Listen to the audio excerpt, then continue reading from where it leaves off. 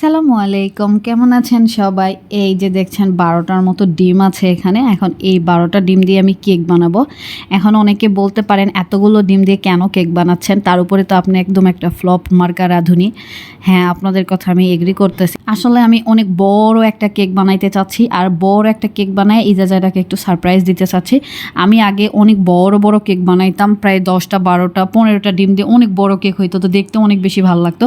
ভাবলাম যে বাচ্চাদেরকে একটু বড় একটা কেক বানায় একটু দেখায়, ওরাও খুশি হয়ে যাবে। তো এদিকে আমি ডিমগুলো সুন্দর মতো করে ফিটিয়ে নিয়েছি। ফিটিয়ে নেওয়ার পরে এখন কেকের ভিতরে যা যা দিতে হয় সব কিছুই দিতেছি, চিনি টিনি সব কিছুই। যেহেতু ডিম আমার এখানে 12টা, তো সব কিছুই একটু বেশি বেশি করে দিতে হবে। আর এদিকে জায়রামণি এটা একটু ঘুরতে চাইতেছে, ও অনেকক্ষণ ধরে বসে আছে, বলতেছে মা আমি একটু হেল্প করতে চাই। আমি যে কাজই করি না কেন ইজা জায়রা দুজনেই এসে বসে থাকবে আমাকে একটু হেল্প করার জন্য। এই দেখেন সে এখন ঘুরতেছে, আর ইজা এখন লাইনে আছে যে ওর ঘোটানি শেষ হয়ে গেলে তখন আবার একটু ইজা ঘুরবে। মানে কি মন খারাপ দেখেন, অপেক্ষা করতেছে যে একটুখানি ওই যে চিনিটা গলানোর জন্য। আমি বলছি একটু যেহেতু বেশি ফিটাইতে হবে, তো এই জন্য আর কি। দেখেন এই যে এখন ও পাইছে, ও মন খারাপ করে আছে। একটু আগে জায়রা যখন ঘুরতেছিল ইজা এমন ভাব করেছিল, মনে হইতেছে যে ওর থেকে দুঃখী মানুষ পৃথিবীতে আর কেউ নাই। এখন আবার জায়রা মন খারাপ করে আছে, মনে হইতেছে যে ওর থেকে দুঃখী মানুষ কেউ নাই। এখন ওদের এগুলা সার্কাস দেখে আমি নিয়ে নিয়েছি ব্যাটি। আমি বললাম যে অনেক হয়েছে, দাও আমার কাছে।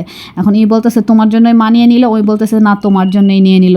মানে ওরা এরকম ঝগড়া মানে হর হামেশা করতেই থাকে। ইদানিং যত বড় হইতেছে ঝগড়াও দেখতেছি তত বাড়তেছে এদের।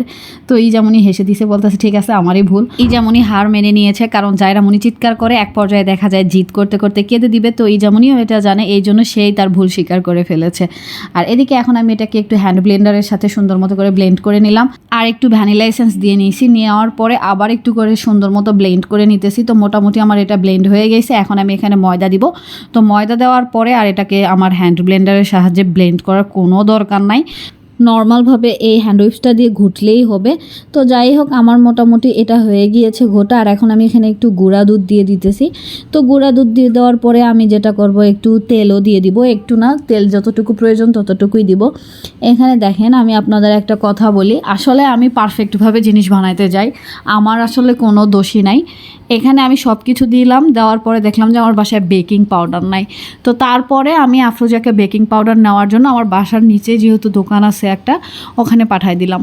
তো ওখানে দোকান বন্ধ। তারপরে পাশে গেল, ওখানেও দেখছে দোকান বন্ধ। তার উপরে আজকে শুক্রবার। তাহলে আমি এই যে এত কিছু মাখায় রাখছি, এটা কি এখন রেখে দিব? আর ইজাজারা আমাকে পাগল বানায় দিতেছে যে তাড়াতাড়ি কেক বানাও, কখন হবে কখন হবে। এখন এই যে বেকিং পাউডার যে আমি দিই নাই, তো এটা কি এখন আর পারফেক্ট কেক হবে বলেন? আমার মনটাই খারাপ হয়ে গেল। আর সবসময় আমার সাথে এরকমই একটা করে দুর্ঘটনা ঘটে, আর এভাবেই আমার জিনিসগুলো পারফেক্ট হয় না। রাইস কুকারে কিন্তু অনেক সুন্দর কেক হয়। এই যে দেখেন এটা যে আমি দিয়েছি, এটা উঠে যায়, তারপরে এটা হালকা করে আবার নামাই দিতে হয়। তো আপনি যদি বারবার নামাই দেন, এই যে দেখেন নামবে না। তো একটু 10 মিনিট বা 5 মিনিট পর পর নামাই দিতে হবে, তাহলে যে নামবে। তো এই যে এই হিটটা হয় রাইস কুকারে, সেটাতেই কেকটা সুন্দর মতো হয়ে যায়। তো যাই হোক এদিকে আমার কেকটা হয়ে গেছে, কিন্তু ওই যে বললাম বেকিং পাউডার ছিল না জন্য কেকটা একদম যথাযথভাবে ফোলে নাই। সবই ঠিক আছে, কিন্তু কেকের যে স্পঞ্জি একটা ইয়ে থাকে ওইটা নাই, এই জন্যে মনটা খারাপ লাগতেছে। এত সুন্দর করে বানানোর চেষ্টা করলাম। তো যাই হোক টেস্ট একদম ভালো ছিল, কিন্তু এইটা জাস্ট স্পঞ্জি ছিল না আর কি, বেকিং পাউডারটা যেহেতু দিতে পারি নাই। তো আমি এখন কাগজগুলো সুন্দর মতো করে খুলে নিতেছি। কেকটাকে বলতে গেলে একদম বস্ত্রহরণ করে দিতেছি। এখন এটাকে খুলে নেওয়ার পরে আমি এটাকে সুন্দর মতো করে আপনাদেরকে কেটে দেখাবো। তো এই যে একটু যেহেতু গরম আছে কেকটা, এই জন্য কাগজগুলো উঠাইতে একটু সমস্যা হচ্ছে। তো এটা ঠান্ডা হওয়ার পরে সুন্দর মতো উঠে যায়। তো যাই হোক এইদিকে দেখেন আমি এখন কেকটা কেটে নিতেছি। মোটামুটি কিন্তু কেকটা আমার ভালোই হয়েছে, কিন্তু ওই যে বললাম যে একটা কেকের ফ্লপি ভাবটা থাকে, ওইটা নাই। তো কি আর করার, যেহেতু বেকিং পাউডার ছিল না। আর এখানে আরও একটা কথা আছে, বেকিং পাউডার থাকলেই যে আমি একেবারে পারফেক্টভাবে বানাইতাম তারও কোনো গ্যারান্টি নেই।